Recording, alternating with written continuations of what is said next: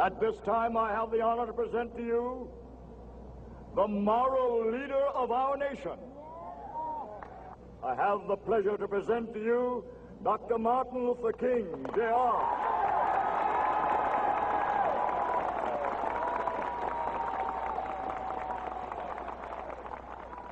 I am happy to join with you today in what will go down in history as the greatest demonstration for freedom in the history of our nation.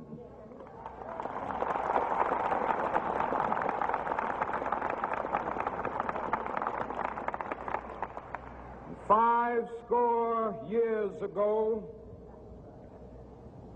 a great American in whose symbolic shadow we stand today signed the Emancipation Proclamation. This momentous decree came as a great beacon light of hope to millions of Negro slaves who had been seared in the flames of withering injustice. It came as a joyous daybreak to end the long night of their captivity. But 100 years later, the Negro still is not free. 100 years later, the life of the Negro is still sadly crippled by the manacles of segregation and the chains of discrimination. 100 years later, the Negro lives on a lonely island of poverty in the midst of a vast ocean of material prosperity. 100 years later,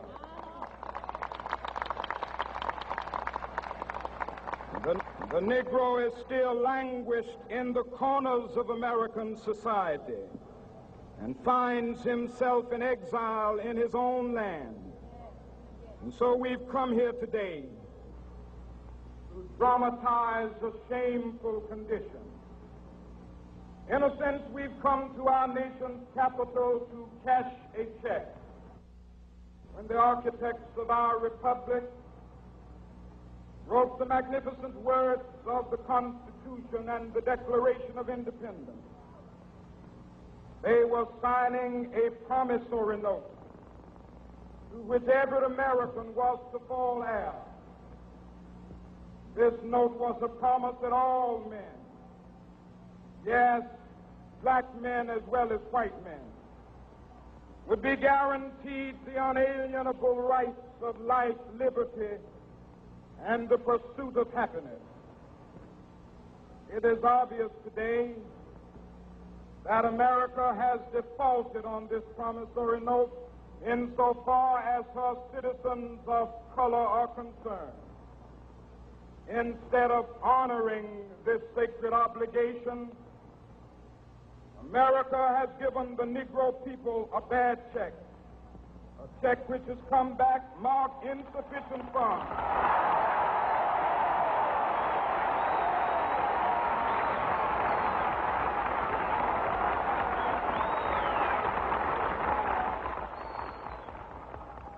But we refuse to believe that the Bank of Justice is bankrupt. We refuse to believe that there are insufficient funds in the great vaults of opportunity of this nation. So we've come to cash this check, a check that will give us upon demand the riches of freedom and the security of justice.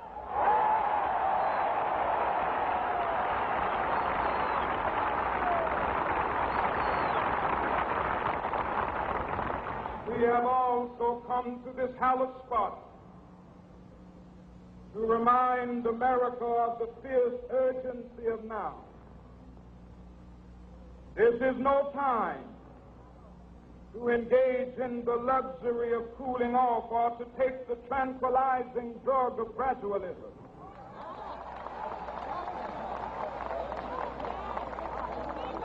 Now is the time to make real the promises of democracy.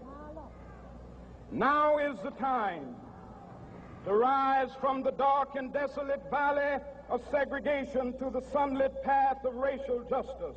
Now is the time to lift our nation from the quicksands of racial injustice to the solid rock of brotherhood. Now is the time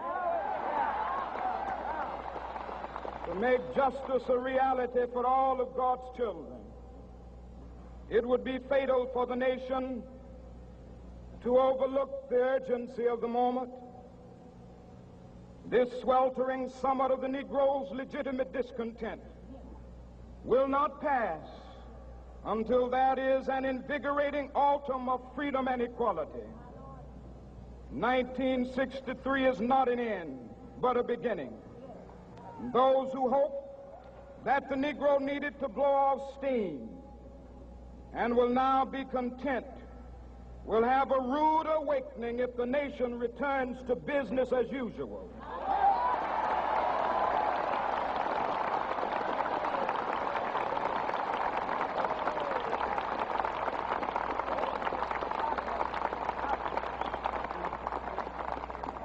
There will be neither rest nor tranquility in America until the Negro is granted his citizenship rights.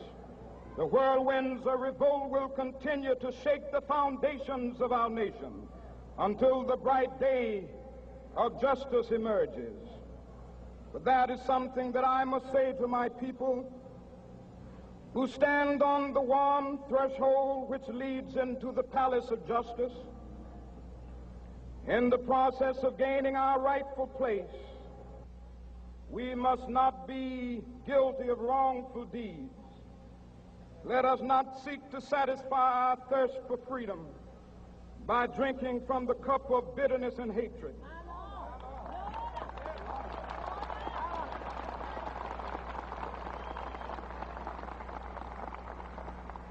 We must forever conduct our struggle on the high plane of dignity and discipline. We must not allow our creative protests to degenerate into physical violence. Again and again, we must rise to the majestic heights of meeting physical force with soul force. The marvelous new militancy which has engulfed the Negro community must not lead us to a distrust of all white people. For many of our white brothers, as evidenced by their presence here today, have come to realize that their destiny is tied up with our destiny.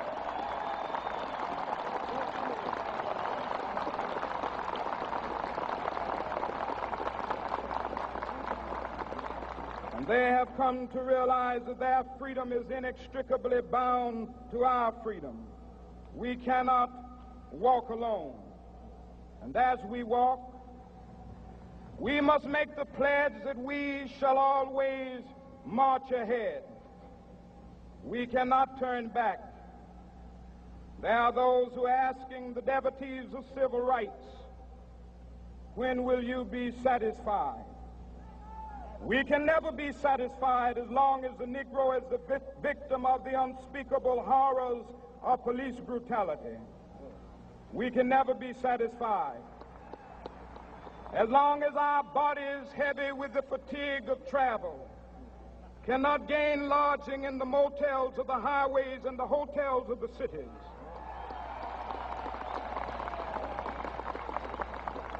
We cannot be satisfied as long as the Negro's basic mobility is from a smaller ghetto to a larger one.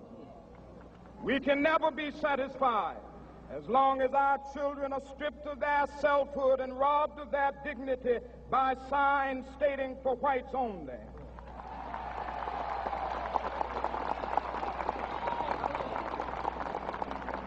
We cannot be satisfied as long as a Negro in Mississippi cannot vote and a Negro in New York believes he has nothing for which to vote.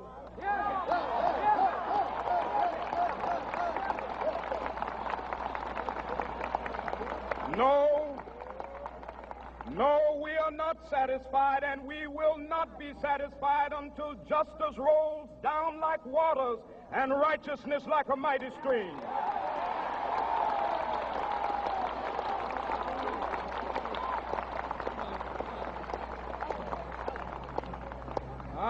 not unmindful that some of you have come here out of great trials and tribulation. Some of you have come fresh from narrow jail cells. Some of you have come from areas where your quest for freedom left you battered by the storms of persecution and staggered by the winds of police brutality. You have been the veterans of creative suffering. Continue to work with the faith that unearned suffering is redemptive. Go back to Mississippi.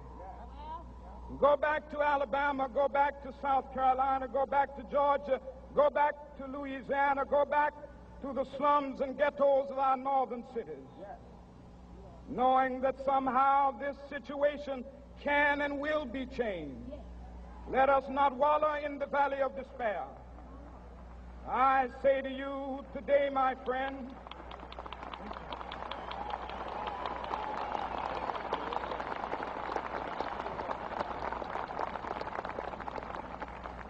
so even though we face the difficulties of today and tomorrow, I still have a dream. It is a dream deeply rooted in the American dream. I have a dream that one day this nation will rise up and live out the true meaning of its creed.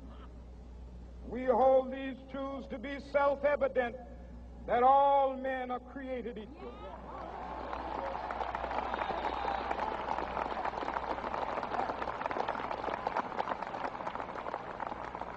I have a dream that one day on the red hills of Georgia, the sons of former slaves and the sons of former slave owners will be able to sit down together at the table of brotherhood. I have a dream that one day, even the state of Mississippi, a state sweltering with the heat of injustice, sweltering with the heat of oppression, will be transformed into an oasis of freedom and justice. I have a dream that my 4 little children will one day live in a nation where they will not be judged by the color of their skin, but by the content of their character. I have a dream today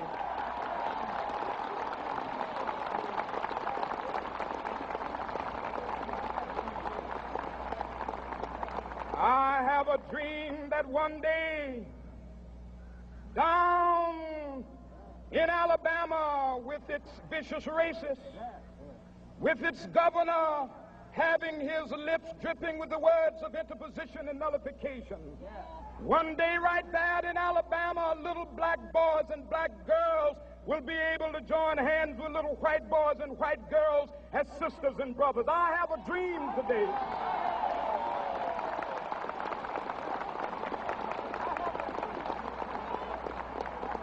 I have a dream that one day every valley shall be exalted, and every hill and mountain shall be made low. The rough places will be made plain, and the crooked places will be made straight, and the glory of the Lord shall be revealed, and all flesh shall see it together. This is our hope. This is a faith that I go back to the South with. With this faith, we will be able to hew out of the mountain of despair a stone of hope. With this faith, we will be able to transform the jangling discords of our nation into a beautiful symphony of brotherhood. With this faith, we will be able to work together, to pray together, to struggle together, to go to jail together, to stand up for freedom together, knowing that we will be free one day. This will be the day.